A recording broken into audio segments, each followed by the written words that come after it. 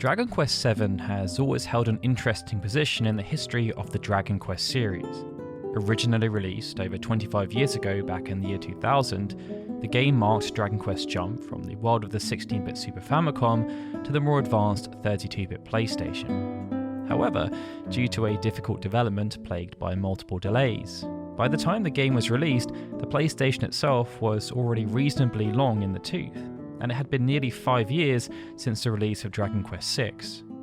Despite all this, Dragon Quest VII was a triumph for the series in a lot of ways, selling nearly 2 million copies in its first week, and offering players a bigger adventure than they had ever seen before, with a scenario that lasted more than 100 hours and all new, fully 3D environments. Due to the game's gargantuan size though, it's always been somewhat tricky to recommend to newcomers in the past. However, with the announcement of Dragon Quest VII Reimagined back in the fall of 2025, it seemed that this situation was likely to change, as this new version is shaping up to not only be a fantastic take on an older game, but also an excellent entry point into the series for new fans due to numerous changes that are being made. So with the release date now on the horizon, let's take a look at what has us most excited about Dragon Quest VII Reimagined. Dragon Quest's visual identity has always been connected with the art style of the late Akira Toriyama. Toriyama's distinctive character and enemy designs charmed and endeared themselves into the hearts and minds of millions of players over the years, and Dragon Quest VII was no exception to this. In the original game, the designs were expressed by way of pixel art, supplemented by a 3D overworld, and this gave a sort of 2D, 3D hybrid feel that was both nostalgic and fresh at the same time, reminiscent of contemporaries like Grandia and Xenogears. The 2013 3DS remake then saw these designs updated to full 3D, and it helped bring Dragon Quest VII's world a whole new level of expression, one more in line with the modern direction the series was headed. For Reimagined though, the decision was taken to not just upgrade the visual style, but rather overhaul it completely and go in a brand new direction. Similar to Hironobu Sakaguchi's efforts with Fantasian, Dragon Quest VII Reimagined's visuals take a more handcrafted feel, with the character models being based on actual dolls created for development and the game's environments resembling dioramas, giving everything a tactile and textured feel. What's more, this is the first time that players will be able to play Dragon Quest VII in full HD on consoles, meaning that you will literally be able to see the love and care that the teams at Square Enix and Hexadrive have put into Reimagined's aesthetic.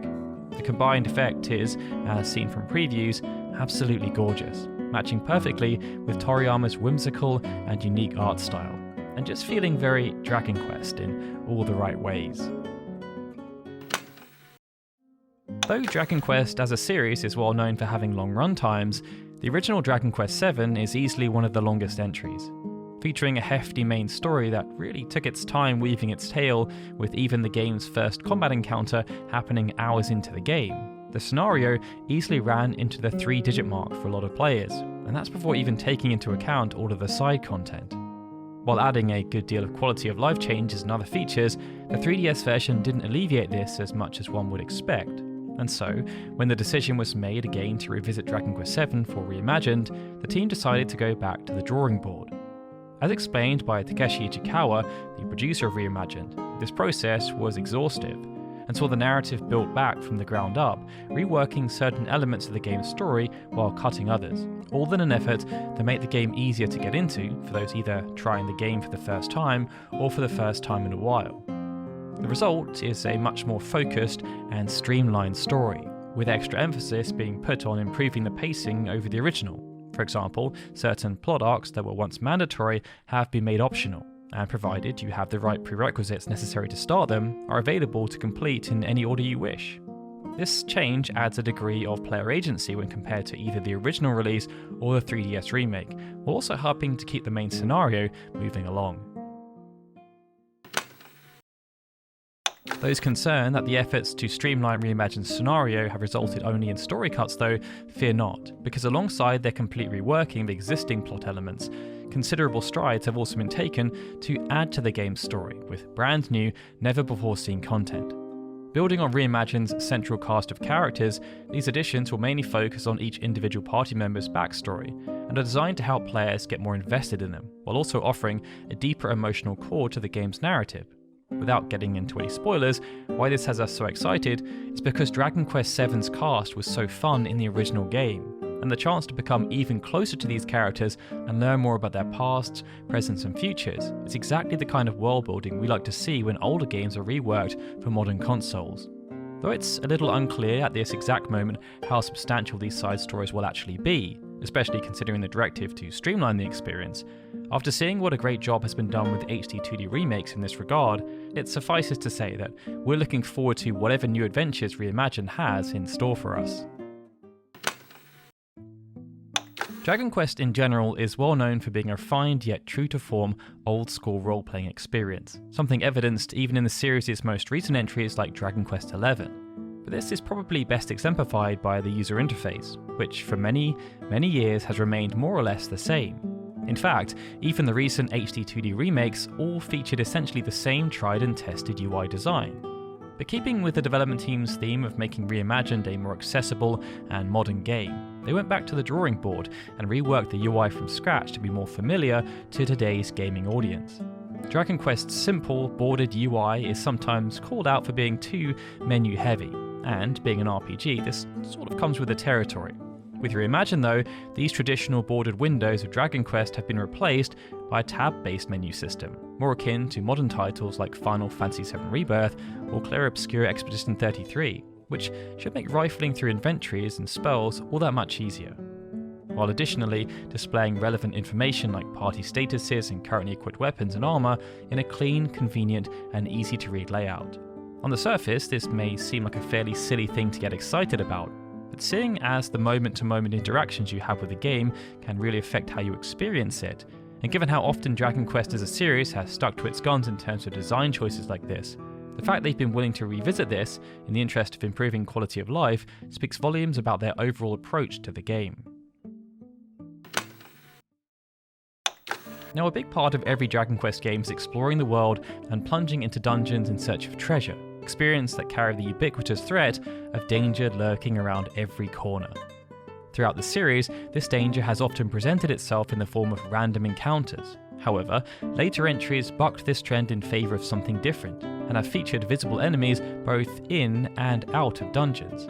The 3DS remake of Dragon Quest VII was one such entry, and for Reimagined, this feature is set to return, allowing players to avoid battles altogether if they so choose, making exploration a bit less of a risky venture than it had been in the past. But another mechanic has also been added: auto-win battles.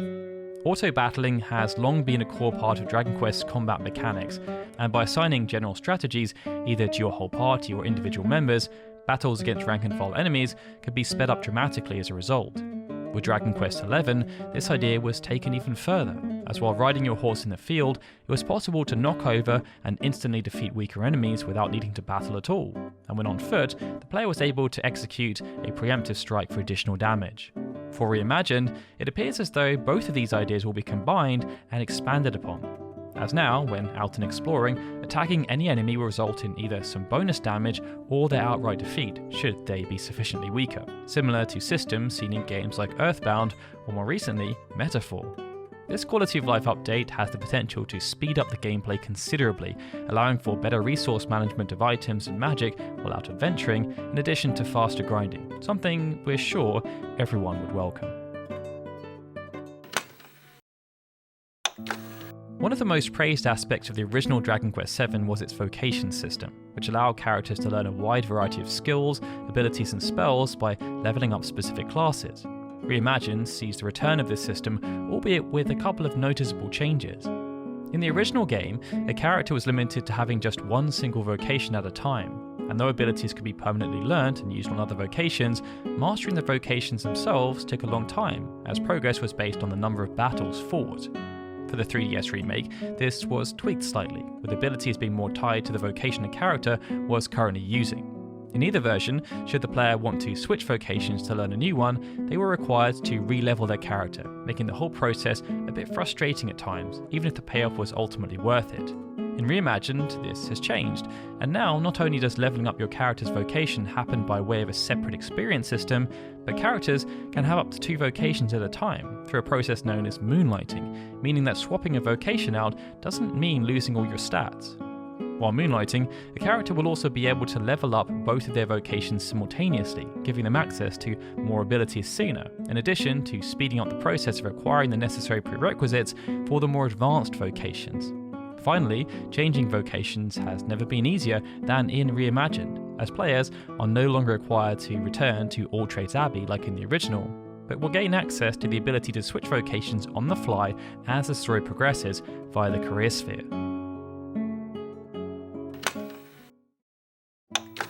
Finally, one of the things that has us most hyped for Dragon Quest VII Reimagined is the game's reworked battle mechanics.